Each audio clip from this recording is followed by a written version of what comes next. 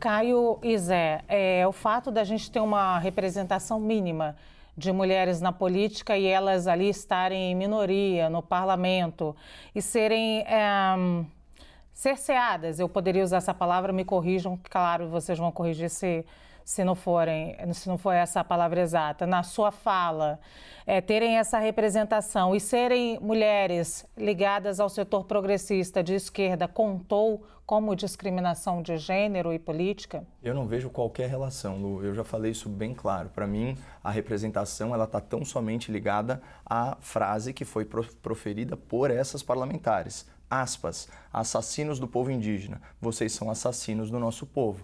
Obviamente, alguns parlamentares tiveram a sua sensibilidade ofendida, né, por essas declarações e estão buscando reparação por isso. E é legítimo, né?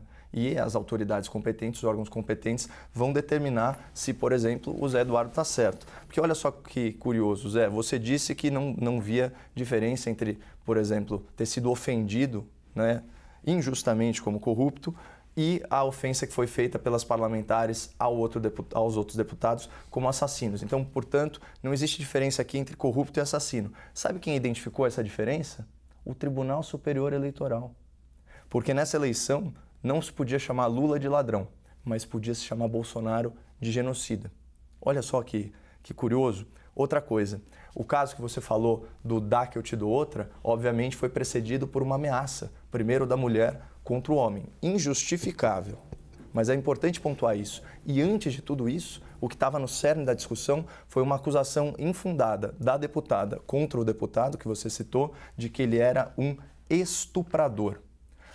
Outra situação, né, já que eu defendi aqui a descriminalização da injúria e da difamação, ou seja, eu defendo uma reforma na lei, porque eu acho que o servidor público político, ele deve ser pautado pelas belas palavras proferidas na sessão plenária do Supremo Tribunal Federal de 21 de junho de 2018, aspas, quem não quer ser criticado, quem não quer ser satirizado, fique em casa, não seja candidato, não se ofereça ao público, não se ofereça para exercer cargos políticos. Essa é uma regra que existe desde que o mundo é mundo.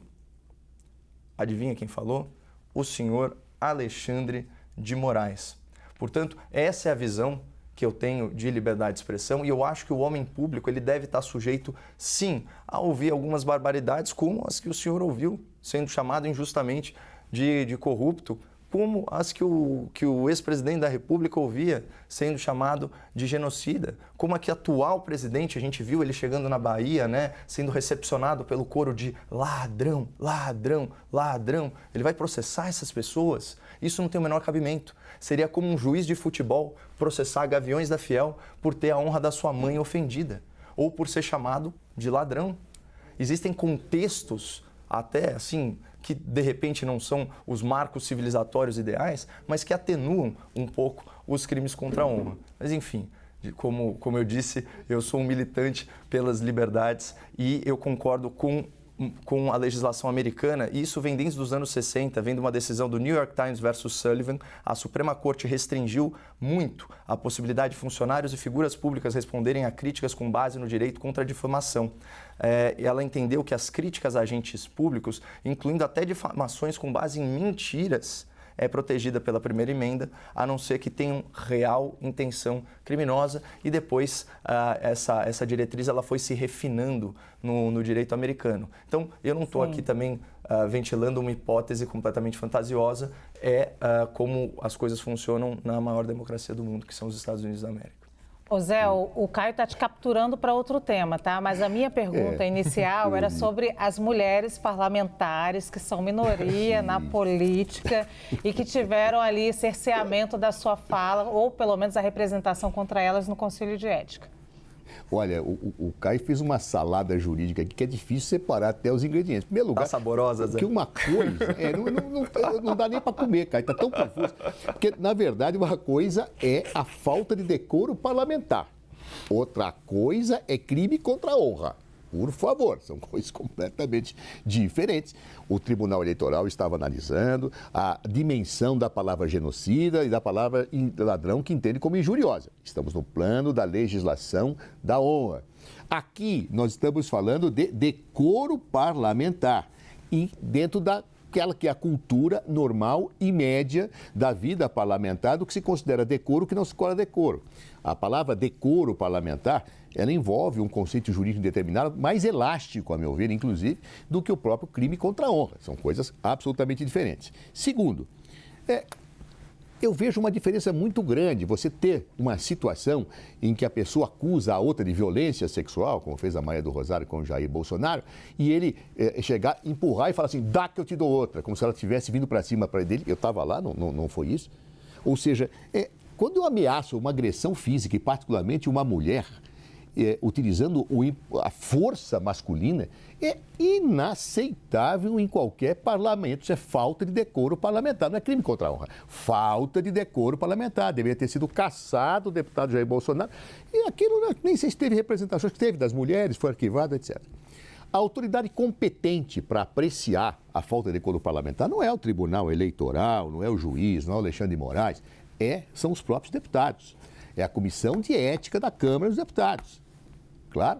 Então, ela é o parlamentar que vai, dentro de uma avaliação do comportamento médio, da cultura parlamentar, entender o que transgrediu o decoro ou não transgrediu.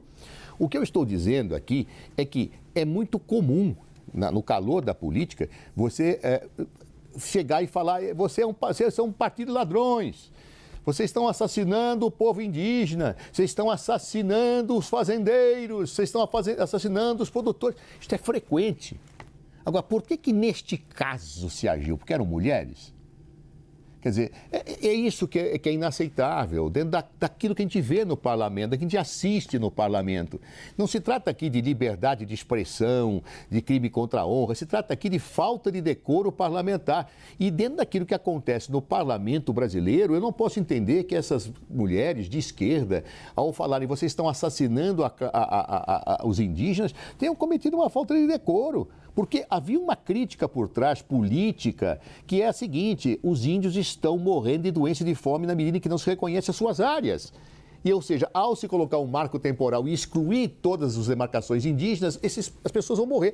É uma crítica política que se fazia, que é comportável, perfeitamente comportável, dentro da cultura do parlamento, que é o que parametra a falta de decoro parlamentar.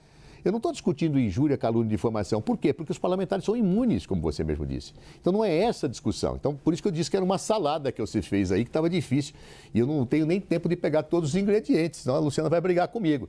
Mas é esta a questão que está posta. Nós temos que separar, né, colocar cada coisa numa gavetinha certa. Então, aqui isso é falta de decoro parlamentar, isso é injúria, isso é legislação eleitoral. Quem vai julgar aqui não é o TSE, não é o Alexandre, quem vai julgar são os deputados.